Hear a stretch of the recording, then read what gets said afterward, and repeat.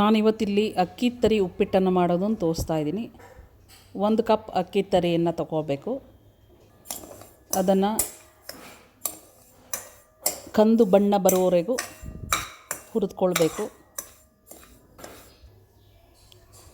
ಹುರಿದ ನಂತರ ಇದರಿಂದ ಹೊಗೆ ಬರಲಿಕ್ಕೆ ಶುರುವಾಗತ್ತೆ. ಅಲ್ಲಿವರೆಗೂ ನೀವು ಹುರಿದುಕೊಳ್ಬೇಕಿದ್ರು. ಹುರಿಲಿಲ್ಲ ಅಂದರೆ ಉಪ್ಪಿಟ್ಟು ಗಂಜಿ ಥರ ಆಗೋಗುತ್ತೆ. ಹಾಗಾಗಿ ಚೆನ್ನಾಗಿ ಇದನ್ನು ಹುರ್ಕೊಳ್ಬೇಕು. ನಂತರ ಒಂದು ಬಟ್ಲಿಗೆ ಅಕ್ಕಿ ತರಿಯನ್ನು ಹಾಕಿ ಅದಕ್ಕೆ 3 ಲೋಟ ನೀರನ್ನು ಹಾಕಬೇಕು. ಹಾಕಿದ ನಂತರ ಒಂದು ಕುಕ್ಕರ್ನಲ್ಲಿ ಇಟ್ಟು 1 ವಿಶಿಲ್ ಬರೋವರೆಗೂ ಕೂಗಿಸ್ಕೊಂಡ ನಂತರ ಅದು ತಣ್ಣಗೆ ಆರಿದ ನಂತರ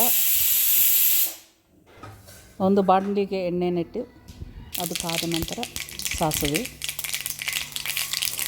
ಉದ್ದಿನ ಬೇಳೆ ಅನ್ನು ಹಾಕಿ ಚೆನ್ನಾಗಿ ಬಾಡಿಸಬೇಕು. ನಂತರ ಹಸಿಮೆಣಸಿನಕಾಯಿ, ಕರಿಬೇವಿನ ಸೊಪ್ಪು,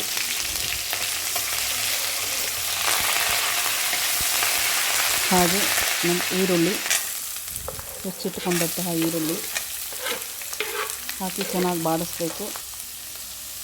ಟೊಮೆಟೊ, ನಿಮಗೆ ಬೇಕಂದರೆ ಯಾವುದೇ ರೀತಿಯ ತರಕಾರಿ ಹಾಕೋಬೋದು. ಕ್ಯಾರೆಟ್, ಕ್ಯಾಪ್ಸಿಕಮ್, ಯಾವುದೇ ರೀತಿಯಿಂದ ತರಕಾರಿನ ಹಾಕ್ಕೊಂಡು ಉಪ್ಪಿಟ್ಟು ಮಾಡ್ಕೋಬೋದು. ನಂತರ 1 ಚಮಚ ಉಪ್ಪನ್ನು ಹಾಕಿ ಚೆನ್ನಾಗಿ ಬಾಡಿಸಿ ನಂತರ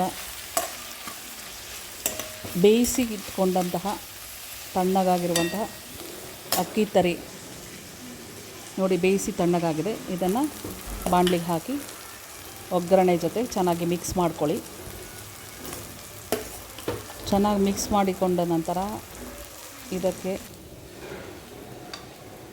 ಕೊತ್ತಂಬರಿ ಸೊಪ್ಪು, ನಂತರ ಲಿಂಬೆಹಣ್ಣಿನ ರಸ, ಹಾಗೆಯೇ ಕಾಯಿ ತುರಿ ಹಾಕ್ಕೊಂಡು ಚೆನ್ನಾಗಿ ಮಿಕ್ಸ್ ಮಾಡಿ ಇವಾಗ ಅಕ್ಕಿ ತರಿ ಉಪ್ಪಿಟ್ಟು ತಿನ್ನಲು ರೆಡಿಯಾಗಿದೆ.